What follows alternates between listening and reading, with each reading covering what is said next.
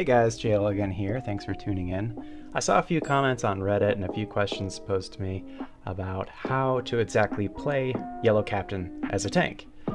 You know, you might have reached 50, you might have gotten the gear that you need, but you've been playing Red Captain this whole time, all the way to 50 cap, and now people are asking if you can tank.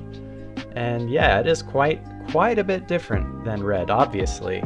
Red is almost an entirely different champion at times, it would feel like.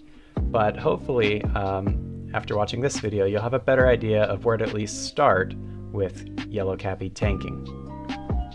So let's do a quick crash course on what it means to be a tank. In this game and in many other games, there are two core identities of a tank. One is mitigations or damage reduction, and the other is threat generation.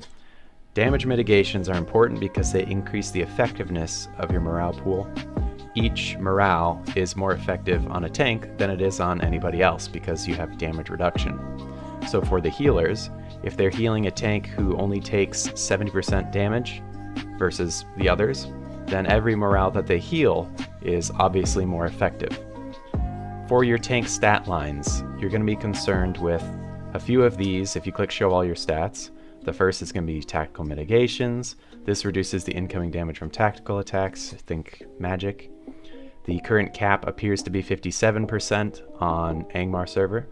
Physical mitigations, obviously, it reduces the damage from physical attacks, and the current cap appears to be 58%. This can be further increased by buffs and, like for instance, if I call it my Herald of Hope, who increases my mitigations by 2% each, this goes up to 59%, this goes up to 60%. This damage source stat line is kind of hard to keep track of, but this is basically your flat damage reduction by a percent, and it doesn't care about necessarily the damage type, just the source. So if it's from a melee attack, but it's orc rot damage or whatever, then it will be reduced by a percentage.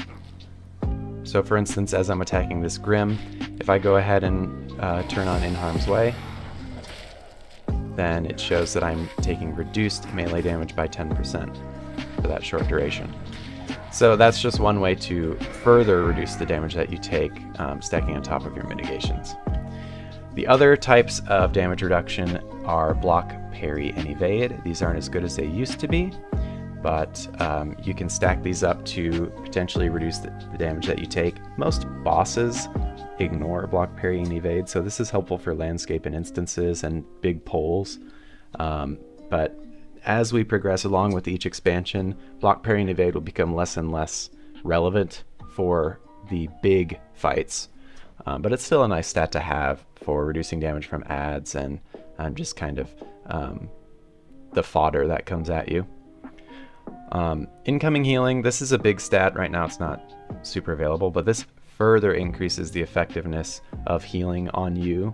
So not only are you getting the bonus of having more effective morale, but you also have the bonus of each heal healing more than it should because your incoming healing modifier is increasing that. So that really does make a huge difference if you have high incoming healing. Critical defense reduces the critical and devastating hit magnitude. This is good. This is a good stat to actually put quite a few points into. It's very helpful for not letting you get one shot.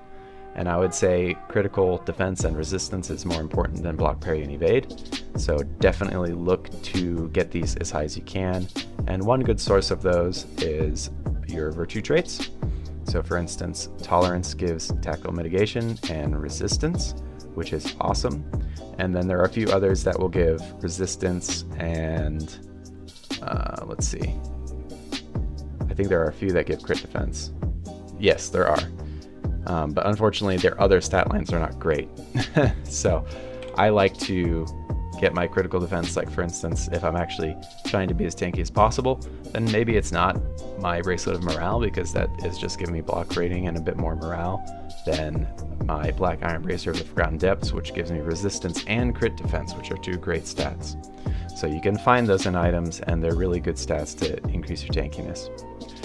Your might contributes to your block, parry, your tactical mitigation, and your physical mitigation. So this is obviously your main stat for getting tankier. It's very effective for getting you tankier. Your agility increases your parry. That's about it. It's a very non-essential stat, I would say. Vitality would be one of your most essential stats too, increases your maximum morale.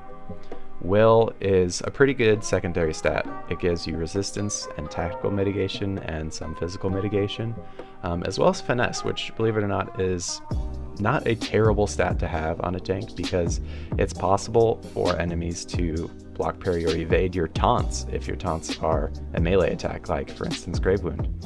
So it's not terrible to get some finesse. Fate is obviously no longer important. It used to be, but don't pay attention to it. It just gives you power. You'll have some innately, and that's great. Now, the other part of being a tank is threat generation. The captain, compared to the guardian, does not have a whole lot of tools in his belt for threat generation, but he does have a few. So the threatening shout is your forced attack. This is single target, but it's ranged, so it's a good way to get a fight started. Your Grave Wound is another forced attack, but it also increases threat over time, so this one's really important to have in your class trait tree. This is also a melee attack, like I said, so it can be blocked, parried, or evaded. Your Hammer Stroke gives you parry chance, but also extremely increases threat, which is very good for maintaining threat on a group of enemies after your forced attacks have run out. Your Elendil's Roar is a AoE forced attack with a very long cooldown, so you be sure to be tactical when you use this. I call it locking down a group of enemies, so essentially I'll do a big pull, and then I'll turn on them, chuck my banner down, hit them a bit, Hammer Stroke, Grave Wound, and then once they're all grouped up as close as they can get to me, I will do Elendil's Roar and essentially lock their aggro towards me, because now after they've been hitting me for that 5 seconds, there's very little chance that they're going to actually run away and hit somebody else, because I have Grave Wound increasing threat and Hammer Stroke increasing threat. And so even though I don't do any damage and I don't do much healing, I'm generating my threat from these unique abilities to tanks, versus DPS who generates their threat from dealing damage, and healers who generate their threat from healing. So my goal is just to outpace them, and I can usually do that if they let me lock them in, as I was saying before. But enough of that, let's get into some actual gameplay with some actual polls, so you can get a glimpse of what it is to be a tank, and hopefully, after you've seen this, you'll glean a bit of information to improve your gameplay.